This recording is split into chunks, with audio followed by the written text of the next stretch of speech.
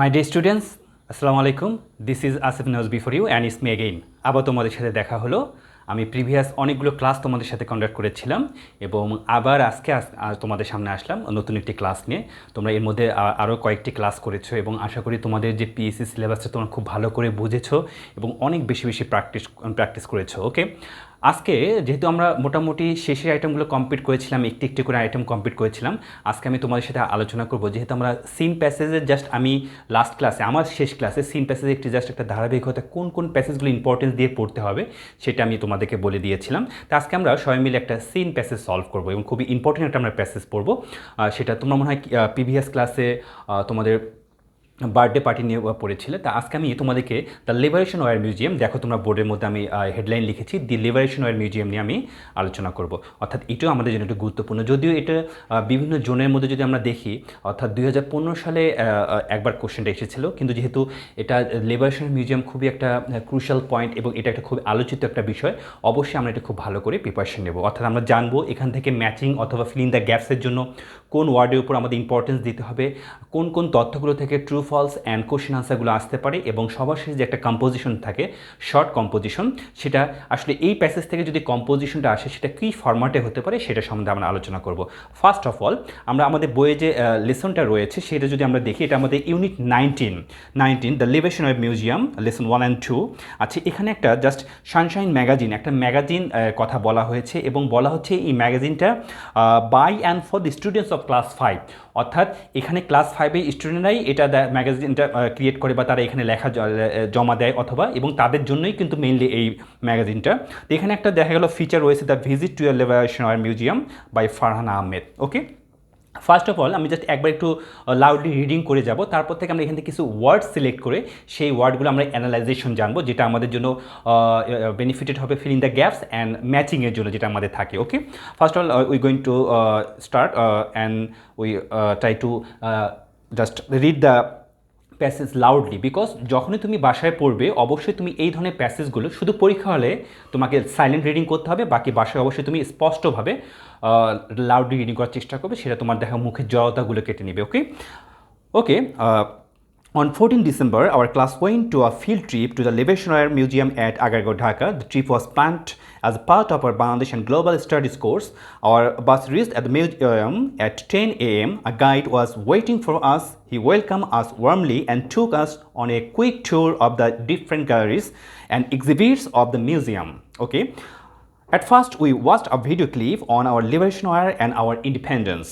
There are 4 permanent galleries that exhibited rare photographs, documents, and newspaper clippings and objects used by the freedom fighters and the martyrs of the Liberation War. At Gallery 2, our rights and sacrifices, our teacher read out to us the Declaration of Independence by Bangabandhu Sheikh Mujibur Rahman. Some other visitors also stopped and listened to it attentively.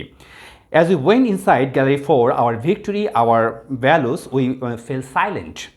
We were sad as we looked at the personal belongings of some of our martyred intellectuals and freedom fighters.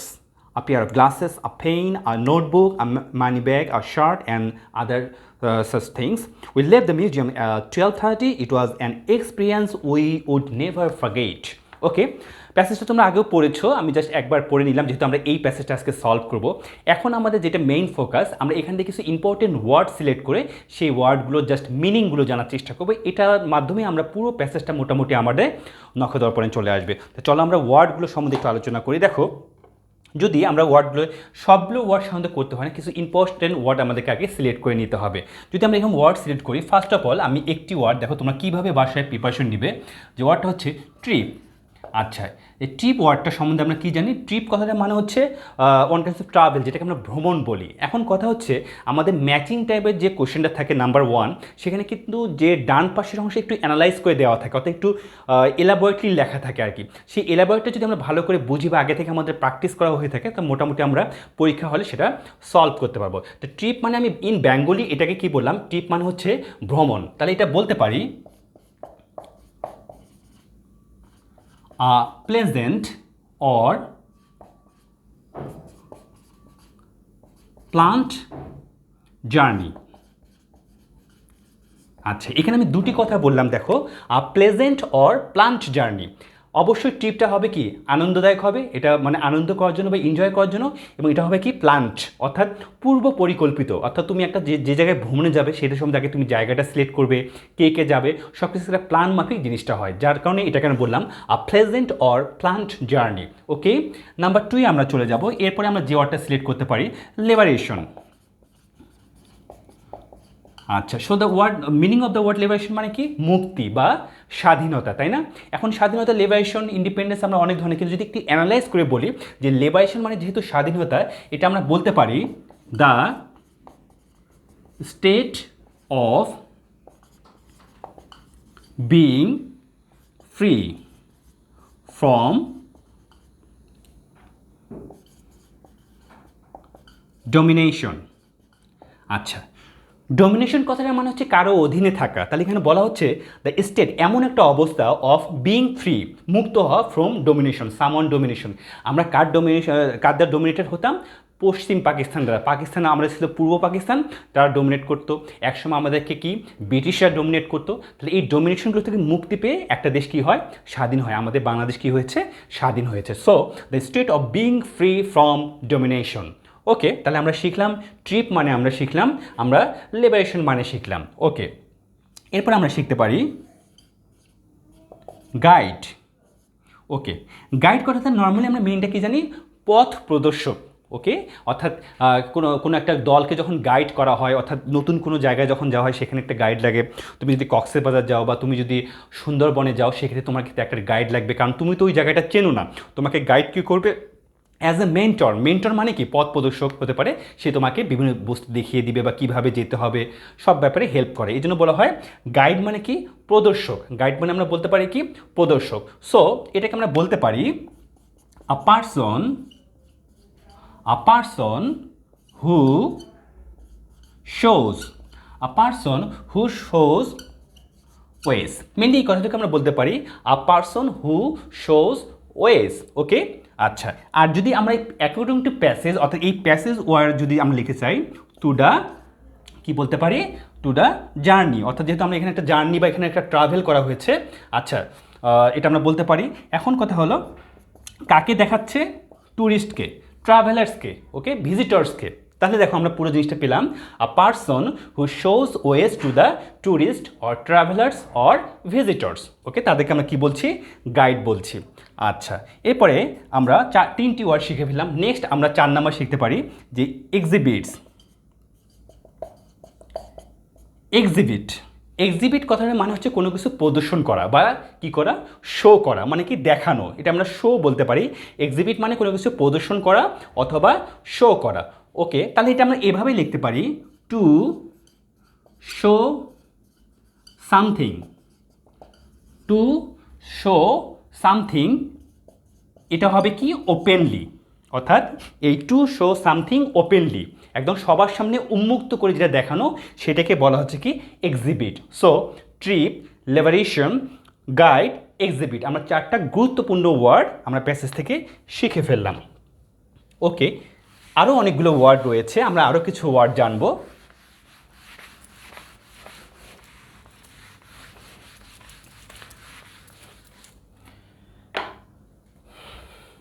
ওকে, এবার আমরা number 5 matter. ওকে, উচ্চারণটা কি? Matter. Sorry,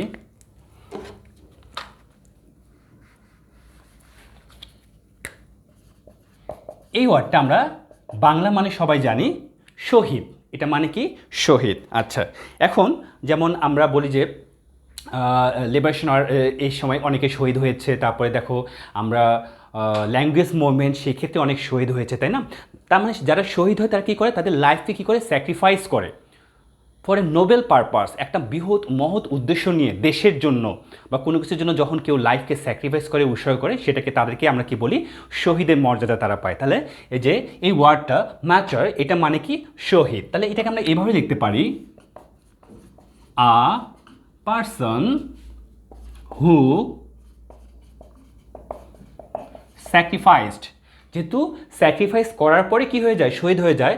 a person who sacrificed life for a noble cause or purpose, for a noble cause or purpose. তাই দেখো ব্যাপারটা কী দাঁড়াচ্ছে, একজন ব্যক্তি যে জীবনকে উৎসর্গ করে ফেলে, মানে এটা sacrifice life for a noble cause. Noble cause মানে কি একটা মহৎ উদ্দেশ্য নিয়ে, তাকে আমরা কি বলতে পারি, ম্যাটার। ওকে, আচ্ছা আমরা 5টি ওয়ার্ড শিখে ফেললাম। এরপরে আমরা শিখি ডিক্লারেশন। ডিক্লারেশন কথাটা মানে কি, যে এক প্রকার জাস্ট আমরা কি বলতে পারি, অ্যানাউন্সমেন্ট, তাই না? ডিক্লারেশন কথাটা মানে কি, অ্যানাউন্সমেন্ট, বা যেটাকে আমরা বাংলায় কি বলি, ঘোষণা। তো ঘোষণা ব্যাপারটা হচ্ছে অ্যান অফিসিয়াল স্টেটমেন্ট। স্টেটমেন্ট মানে কি, যে কোনো একটা বিবৃতি থাকবে আর কি। An official statement about something, about something or someone, এটা হতে পারে, মানে একটা অবশ্যই হবে এটাকে কি, একটা অফিসিয়াল ফর্মাল একটা কি থাকবে, বিবৃতি থাকবে, সেটাকে আমরা কি বলতে পারি, ডিক্লারেশন অর অ্যানাউন্সমেন্ট। ওকে, এরপরে দেখো আমরা 6টি ওয়ার্ড শিখে ফেললাম। নাম্বার 7 আমরা শিখি ইন্টেলেকচুয়াল, যেটাকে আমরা বাংলায় কি শিখেছি, বুদ্ধিজীবী। বুদ্ধিজীবী মানে কি, যারা অনেক বুদ্ধি রয়েছে, তাই কি? আচ্ছা, আসলে বুদ্ধিজীবী ব্যাপারটা দেশের বরেণ্য কোনো ব্যক্তি, সে হতে পারে কোনো বড় শিক্ষাবিদ, হতে পারে সে বড় ডক্টর, অর্থাৎ যারা দেখা গেলো বিভিন্ন ক্ষেত্রে তাদের মতামত এবং গুরুত্বপূর্ণ মতামত দিয়ে দেশকে বা জাতিকে দেখা গেলো উন্নতির ক্ষেত্রে অনেকটাই অবদান রাখে, তাদেরকে সাধারণত আমরা কি বলি, ইন্টেলেকচুয়াল বা বুদ্ধিজীবী বলতে পারি। তাহলে এটা আমরা এইভাবে লিখতে পারি। তাহলে এখানে যেহেতু একজন ব্যক্তিকে বোঝাচ্ছে, person who enjoys, a person who enjoys thinking, অবশ্যই সে কী হবে, একজন চিন্তাবিদ, সে চিন্তা করে। তা a person who enjoys thinking deeply about anything,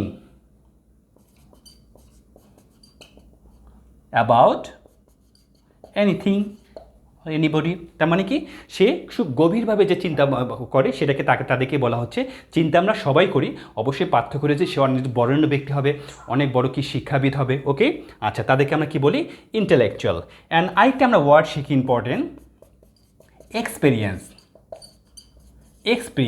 experience কথা মানে কি, অভিজ্ঞতা মানে সেই জিনিসটাকেই বোঝায় যেটা আমরা দেখা গেলো আমরা পারিপার্শ্বিক থেকে বা বিভিন্ন ক্ষেত্রে কাজের মাধ্যমে বিভিন্ন জনের কাছ থেকে যে জিনিসটা শিখি সেটাকে আমরা কি বলি, অভিজ্ঞতা বা এক্সপিরিয়েন্স বলি। তাহলে অভিজ্ঞতা আমরা কীভাবে অর্জন করি, যেমন তুমি যদি কোনো একটা মিউজিয়াম জাস্ট কি করে আসলে, একটা ভিজিট করে আসলে, সেখান থেকে তুমি অভিজ্ঞতা অর্জন করতে পারো, বা কোনো একটা জায়গা দেখে আসলে কারোর সাথে কথা বলে তুমি অভিজ্ঞতা অর্জন করতে পারো। তাহলে এই জন্য বলা হয় এক্সপিরিয়েন্স হচ্ছে অভিজ্ঞতা। তাহলে এটা আমরা বলতে পারি দ্য নলেজ, এটাকে আমরা কি বলতে পারি, এক প্রকার জ্ঞান।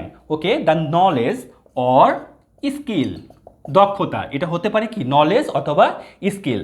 তাহলে এটা আমরা বলতে পারি অবটেইনড, যেটা কি হয়, এই নলেজ অথবা স্কিলটা অবটেইন করা যায় from seeing or doing anything, এই পর্যন্ত আমরা লিখতে পারি। অর্থাৎ দেখে অথবা কোনো কিছু করে যে আমরা যে জিনিসটা অর্জন করি সেটাকে আমরা কি বলতে পারি, নলেজ অর স্কিল। আর পূর্ণাঙ্গভাবে এটাকে আমরা কি বলতে পারি, এক্সপিরিয়েন্স। তাহলে আমরা আবার শিখলাম পূর্বে 4টি, পরে matter, declaration, intellectual and experience. মোটামুটি যখন তুমি একটা এরকম একটা প্যাসেজ অথবা একটা গল্পের বা স্টোরির বা এরকম একটা তোমার অনুচ্ছেদের মেনলি এই ওয়ার্ডগুলোর উপর বেসগুলো প্রিপারেশনটা নিবে, তখনই দেখবে যে মোটামুটি তোমার পুরো অধ্যায় সম্বন্ধে একটা সম্যক ধারণা চলে এসেছে। এবং প্রত্যেকটা প্যাসেজ এইভাবে ওয়ার্ডের উপর বেশি জোর দিয়ে তোমাকে করতে হবে। আর যখন তুমি এইভাবে ওয়ার্ডগুলো অ্যানালাইজ করে ফেলবে, তখন তোমার দেখা গেল বাকি অংশগুলো কিন্তু আয়ত্তে চলে আসবে।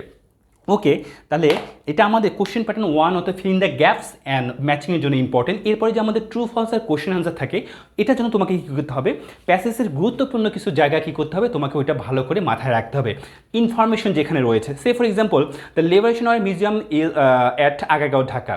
তাহলে এটা কোথায় অবস্থিত, ঢাকার আগারগাঁও অবস্থিত। এটা তোমার কোথায় আসতে পারে, ট্রু ফলসের জন্য ইম্পর্টেন্ট, কোশ্চেনের জন্য important. There are 4 permanent galleries, how many galleries, 4টি, এটা একটা ইম্পর্টেন্ট তথ্য।